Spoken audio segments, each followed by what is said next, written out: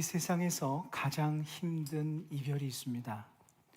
불가능한 이별이 있습니다. 그것은 바로 과거와의 이별입니다.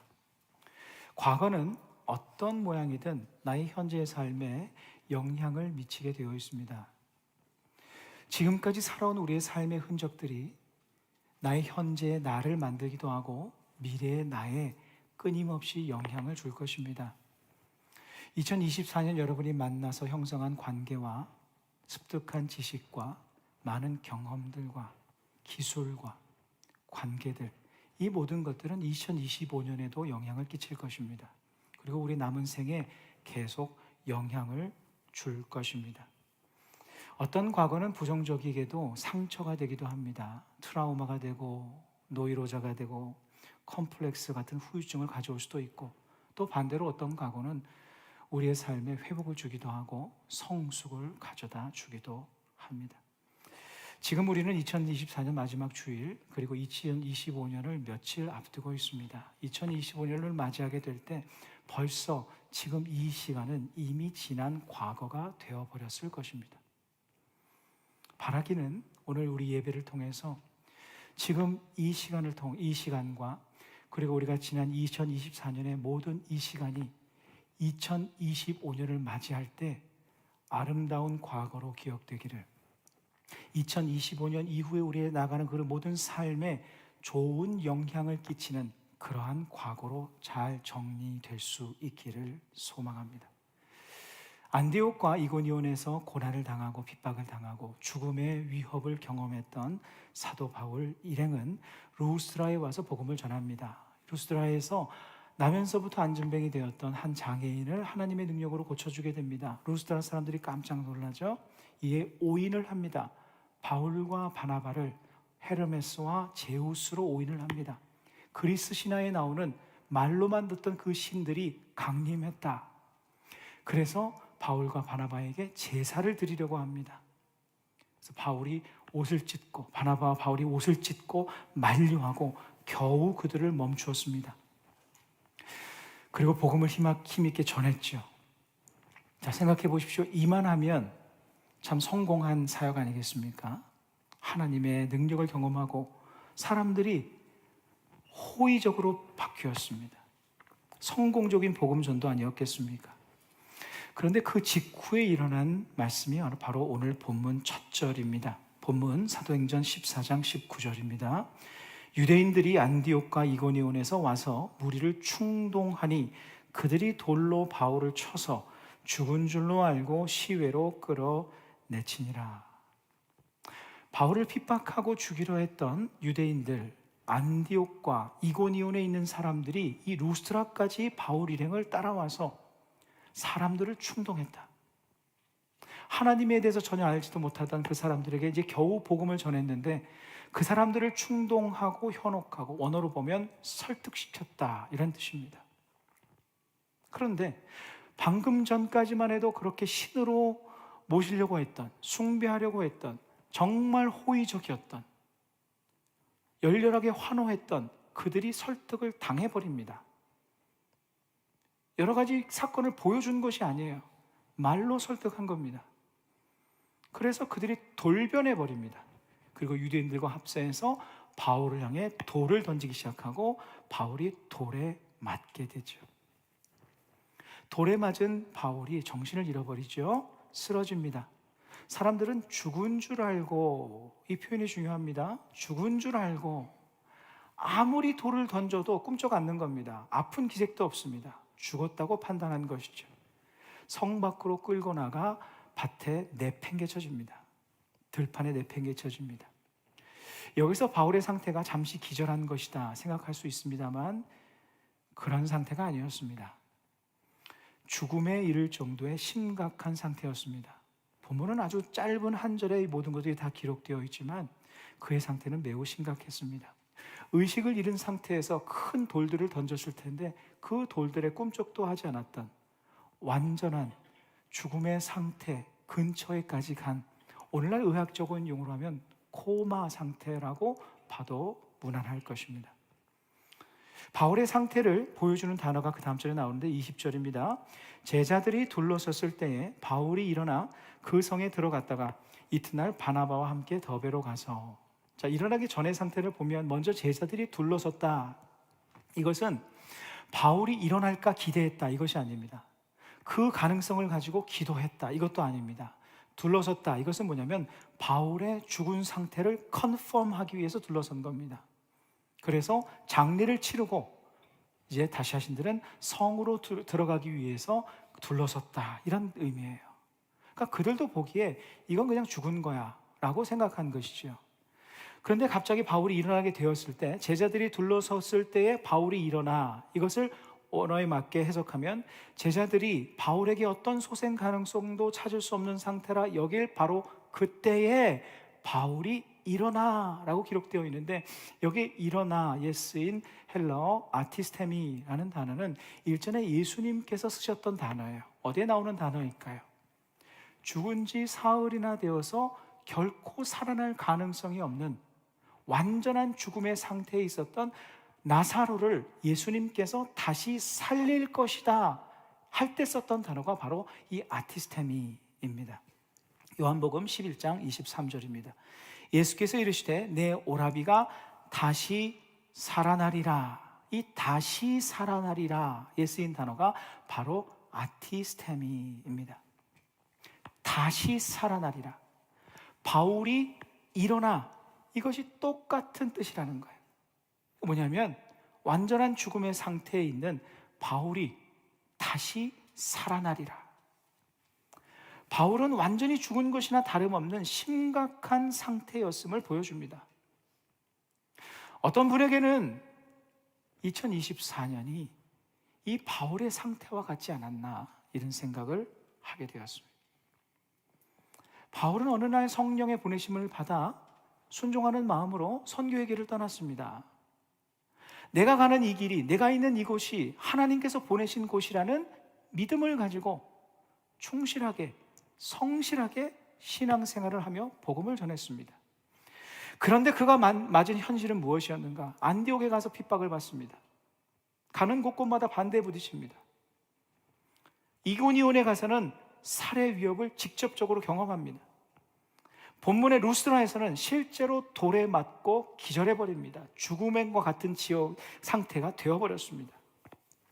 본문의 시점은요, 본문의 이야기는 1차 전도 여행의 마무리거든요. 마지막 28절까지 보면 이게 마무리입니다. 예루살렘 안디옥에 돌아가서, 비시디아가 안독이 아니라 그 자신을 파송했던 안디옥 교회에 돌아가서 그들과 함께 대화를 나누고 또 예루살렘에 돌아가 보고하고, 이런 이야기인데요.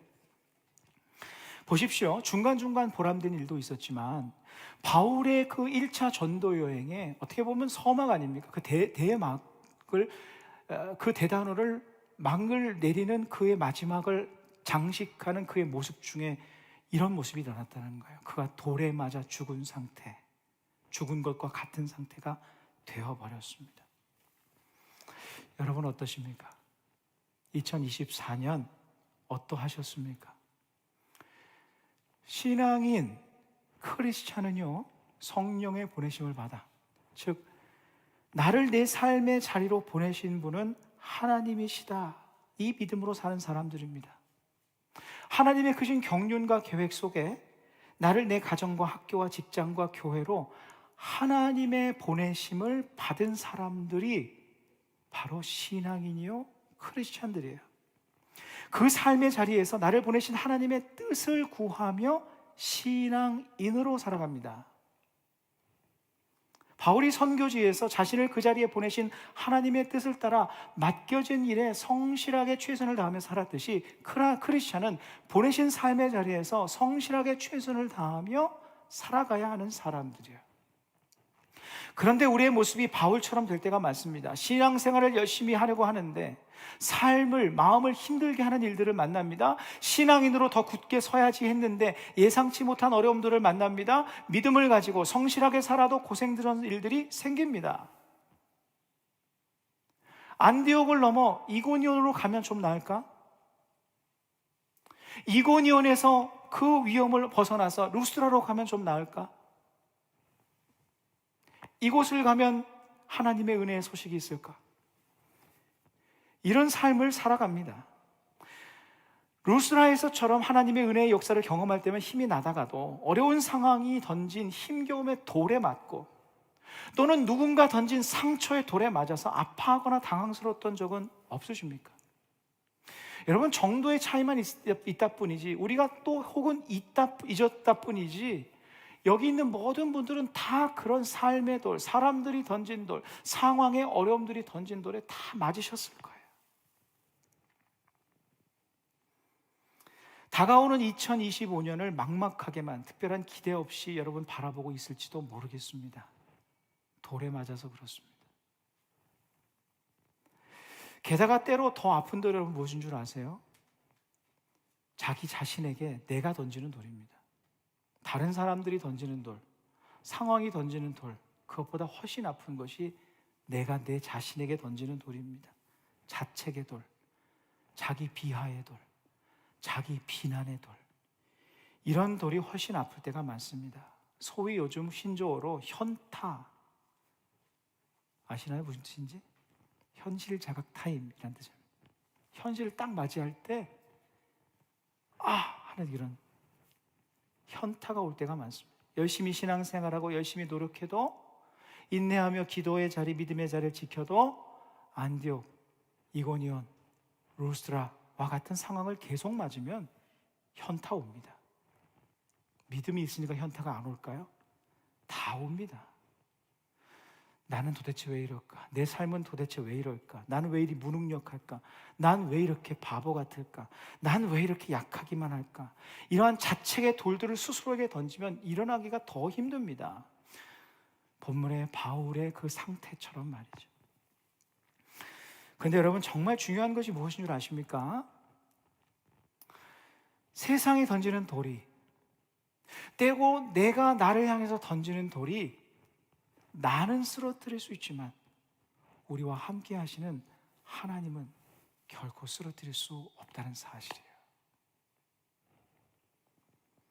그리고 그 전능하신 하나님께서 나와 내 가정에 함께 하시는 한 우리는 하나님의 능력으로 반드시 다시 일어나 걸어갈 수 있는 은혜의 자리가 예정될 것입니다. 자, 보십시오. 바울을 돌로 친 자들의 판단이 무엇이었습니까? 바울의 상태는 절망이었습니다. 가망성이 없는 것입니다. 바울을 둘러선 제자들의 판단은 무엇이었는가? 이제 죽었구나. 가볍게 생각하진 않았겠지만 그들의 판단은 그것이었습니다. 그러나 하나님의 판단은 달랐습니다. 세상의 판단, 세상이 보는 나의 모습, 내가 나를 바라보는 그 모습이 정확한 것이 아니라 하나님께서 나를 바라보시는 그 모습이 가장 중요한 거예요. 세상이 나를 어떻게 보든, 세상에서 나의 모습이 어떠하든, 내가 나를 바라보는 모습이 어떠하든 그것이 내 삶의 어떠함을 결정짓는 것이 아닙니다.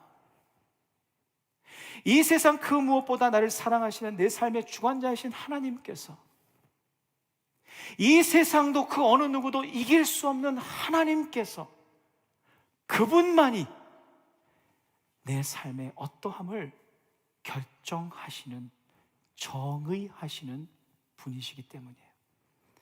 세상에서 나의 모습이 아무리 작게 보여도 너는 나에게 작은 존재가 아니야, 너는 위대한 나의 사람이야, 너는 존귀한 나의 사람이야 라고 말씀하시면 그것이 맞는 겁니다. 지금 나의 모습이 아무리 무기력해도 전능하신 하나님께서 나와 함께 하시면 우리는 결코 무기력하거나 무능력한 사람으로 끝나지 않을 사람들입니다. 보십시오. 바울을 일으킨 건 사람들이 아니에요. 의학이 아닙니다. 상식이 아닙니다. 돈이 아닙니다. 어떤 상황이 아니에요. 하나님께서 일으키신 겁니다. 또한 그가 곧바로 일어났다. 생각해 보십시오. 이게 상식적으로 말이 안 되는 겁니다. 그 정도 상태에서 일어나 회복하려면요, 상식적으로 몇 주? 최소한 몇 주에서 몇 달 걸리는 거예요. 그런데 곧바로 아무렇지도 않은 듯 일어났습니다. 그의 회복력이 얼마나 빨랐는가? 바울의 능력, 의학적인 능력, 상식의 힘이 아닙니다. 여러분, 크리스찬은요, 나의 계산과 나의 판단과 나의 계획만으로 사는 사람들이 아니라 하나님의 능력과 하나님의 섭리와 하나님의 사랑으로 살아가는 사람들임을 잊지 마십시오. 2024년 말 지금 우리의 모습이 어떠하든지 간에 상관없습니다. 하나님이 상관없다 그러면 여러분 상관없는 거예요. 내가 지금 불안하다고요? 상관없습니다. 하나님 앞에 서십시오. 하나님만 바라보시고 하나님만 의지하십시오. 어떤 과거도 하나님만 바라보는 사람을 막을 수 없습니다. 나를 쓰러뜨렸던 과거도 하나님께서는 그분의 선하신 계획을 따라 현재와 미래의 삶에 반드시 합력하여 선을 이루게 하실 것입니다. 2025년 한 해가 그런 해가 선포되는 그런 귀한 해가 되기를 간절히 바랍니다. 그러니 지금 2024년 말 나의 모습과 나의 상태와 나의 스테이터스가 어떠하든지 간에 다시 일어나 걸어가십시오. 바울이 하나님의 능력으로 다시 일어나 하나님께 힘을 얻어서 복음의 자리, 삶의 자리로 돌아갔을 때 무슨 일이 일어났습니까? 많은 사람들이 하나님께로 돌아왔는데 그 중에 한 명이 누구였는가? 그의 영적인 아들 디모데였어요. 그가 일어나 다시 걸어가지 않았더라면 디모데를 만나지 못했을 것입니다. 또 여기서 어떤 일이 있었는가? 그 전에 없었던 일이 일어나기 시작했는데 예수 그리스도를 자신의 삶을 들여 헌신하는 제자들이 세워지기 시작했어요. 전혀 예상치도 못했던 은혜의 역사가 일어나기 시작합니다. 근데 여기서 한 가지 주목할 것이 있지 않겠습니까? 무엇인가? 하나님께서 그를 일으키시고 삶의 자리로 다 나아가도록 허락하셨다는 것이 무엇을 의미하는 것인가? 곧 그를 향해 그를 통해 이루실 하나님의 은혜의 역사가 그를 기다리고 있다는 것을 의미하는 것이었어요. 하나님께서 일으키셨다? 하나님께서 삶의 자리로 나아가게 하신다? 무슨 의미인가? 그를 통해 예비하신 하나님의 은혜가 그를 기다리고 있다는 것을 의미합니다. 이는 곧 우리도 바울처럼 어제는 내가 쓰러지고 넘어졌어도 하나님께서 내게 오늘 아침을 허락하신다면 오늘 나를 향해 나를 통해 예비된 하나님의 은혜가 기다리고 있다는 것을 의미하는 거예요. 2024년에 나의 삶이 엉망이었어도 나에게 2025년이라는 새로운 한 해를 허락하신다면 하나님께서 그 해에 이루실 나를 통해 나를 향해 이루실 하나님의 계획과 은혜가 기다리고 있음을 우리는 믿음으로 삶을 살아가야 합니다. 이렇게 보니까 우리 참 멋진 인생 아닙니까?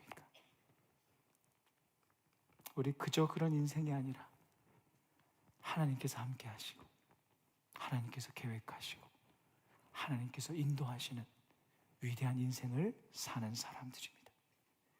때로 살다 보면 주님께서 우리를 일으키실 때도 있습니다.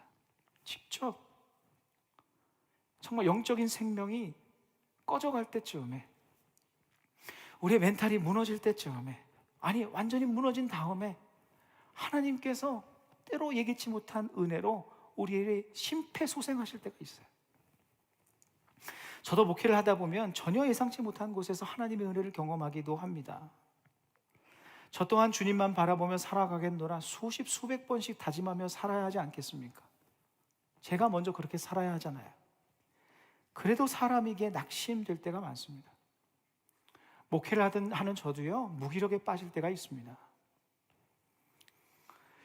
하나님께서 정말 나의 기도를 들으고 계시는가?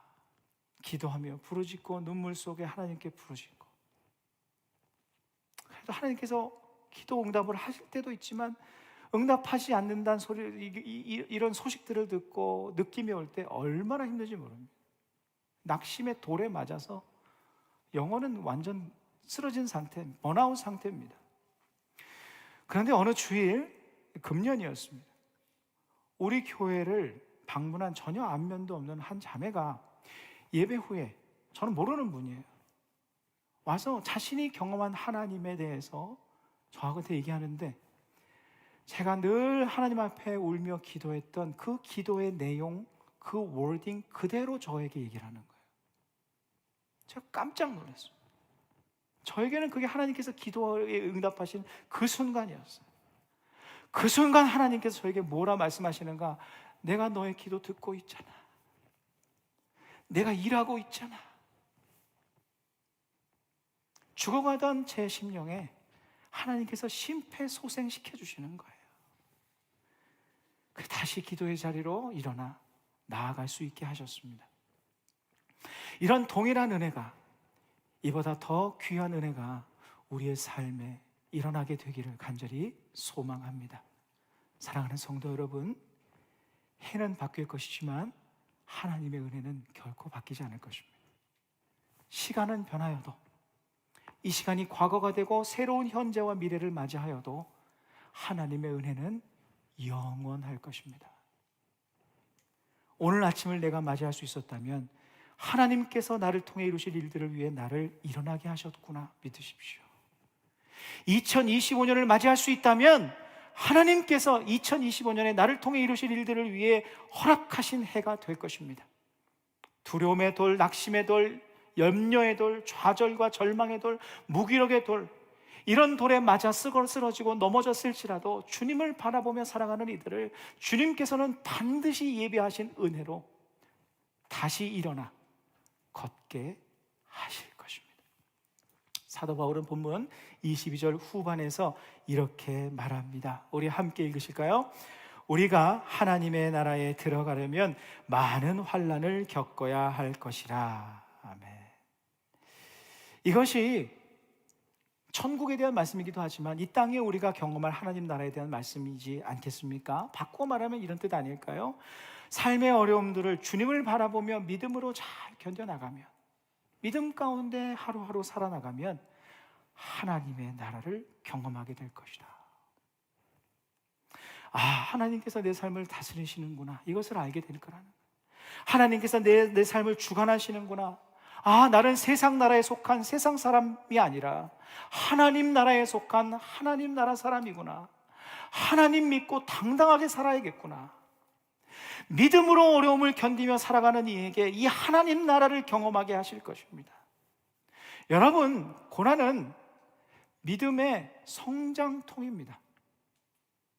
이것은 진리입니다.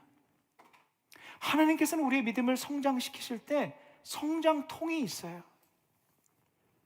그냥 내가 믿어야지 한다고 믿어지는 것이 아닙니다. 하나님만 의지해야지 쉽게 되는 게 아닙니다. 바울은 이 고난의 상황에서 다시 일어났을 때 믿음의 성장과 성숙을 이루었을 겁니다. 무엇을 깨달았을까요? 그전에도 그러했겠지만 내가 오직 바라볼 분은 하나님이구나 라는 것을 깨달을 수밖에 없었습니다. 왜 그랬을까요? 보십시오. 방금 전까지만 하더라도 호의적이었던 루스드라 사람들 돌아섰습니다. 잘 될 것 같았던 이 상황들 돌변했습니다. 호의적인 분위기 다 뒤집어졌습니다.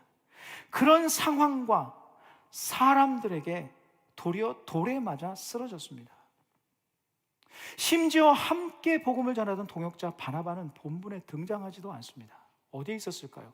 함께 옷을 찢고 복음을 전할 때 분명히 같이 있었는데 본문 어디를 보아도 바나바가 등장하지 않습니다. 한 자리에서 자신의 동역자가 돌에 맞고 있는데 그를 감싸주지도 못하고 돌을 던지는 이들을 만류하지도 않고 그냥 옆에서 바라만 보았던 것 아니었겠습니까?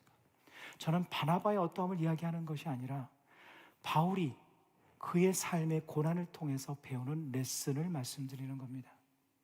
하나님께서 우리의 삶의 고난을 통해서 우리를 성장케 하시는 그 성장통을 통해서 성장하는 우리의 믿음의 내용은 무엇인가? 사람 의지하지 말고, 가진 거 바라보지 말고, 잘 될 것 같은 상황 믿지 말고, 또 반대로 어려운 상황이라도 어려움을 주는 사람이 있어도 오직 내가 믿고 의지할 분은 하나님뿐임을 바울도 우리도 배워나가는 삶이 신앙생활입니다. 그래서 고난은 믿음의 성장에 필요한 성장통입니다. 오직 하나님만이 내 삶의 주관자요, 오직 하나님만이 내가 믿고 의지할 분임을 뼈저리게 깨닫게 되기 때문이죠. 한국의 한 중년 연기자분의 에피소드를 듣게 되었습니다. 여러분도 아시는 분 아실 텐데요. 자신의 나이 40세가 되었을 때 연기자로 자신의 삶을 이제 살기로 했는데 이런 생각이 들더랍니다. 자신은 연기에 소질이 없다. 중반이 되었는데, 중년이 되었는데 연기에 소질이 없다 느껴지니까 얼마나 좌절이 됐겠습니까? 그 결론에 이르렀을 때 좌절하고 우울증까지 와서 이제 막 죽고 싶은 생각만 계속 들더라는 거예요. 그러던 어느 날 아내와 통화를 했답니다. 이런 말을 합니다. 나 지금 할 얘기가 있어. 나 지금 우울증이 심하고 죽고만 싶어. 그러자 아내가 이렇게 이야기합니다. 우선 당신이 그렇게 힘들어하는지 몰라서 미안해요. 이런 질문을 했답니다. 근데 만약에 누군가가 300억을 주면서 나와 두 딸을 팔라고 하면 어떡하시겠어요? 파시겠어요? 이분이 못 팔지 즉시 답을 했답니다. 그러자 아내분이 이어 말을 꺼냈습니다. 거봐요, 당신은 이미 300억 부자예요. 그러니 연극 편안하게 하세요. 300억보다 소중한 자신과 딸이 함께 있으니 이미 당신은 300억 부자예요. 자신 있게 하고 싶은 일을 하세요. 이 아내의 말에 오열을 하며 울었고 그 자리에서 우울증이 다 났다는 거예요.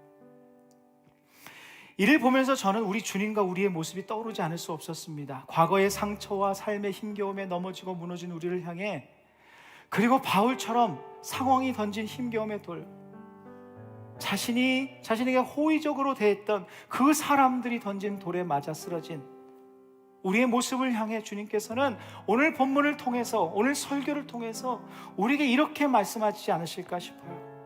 나는 내가 얼마나 힘들어하는지 다 알아. 내가 질문 한번 해볼게. 만약에 누군가 나에게 300억을 준다 했던들 너를 위해 죽지 않았을까? 세상을 다 나에게 준다 했던들 나는 너를 포기했을까? 아니야. 너는 300억보다, 이 세상보다, 내 생명보다 귀한 내 사람이야. 세상보다 우리를 귀하게 여기시는 주님께서 세상이 무너진들 우리를 버리시겠습니까? 우리를 내어 버려 두시겠습니까? 이 주님께서 2024년 우리와 언제나 함께 하셨습니다. 그리고 2025년 우리와 맞이하게 된다면 우리와 영원히 함께 하실 것입니다. 이 믿음으로 남은 며칠을 아름다운 과거로 만들어 가십시오. 하나님 앞에 감사드리는 과거로 만들어 가십시오. 내 능력과 내 상황을 바라보며 2025년을 맞이하지 마시고 하나님의 능력과 하나님께 함께 하심을 바라보며 그 믿음으로 2025년을 향해 다시 일어나 걸어가는 우리 모두의 삶이 되기를 간절히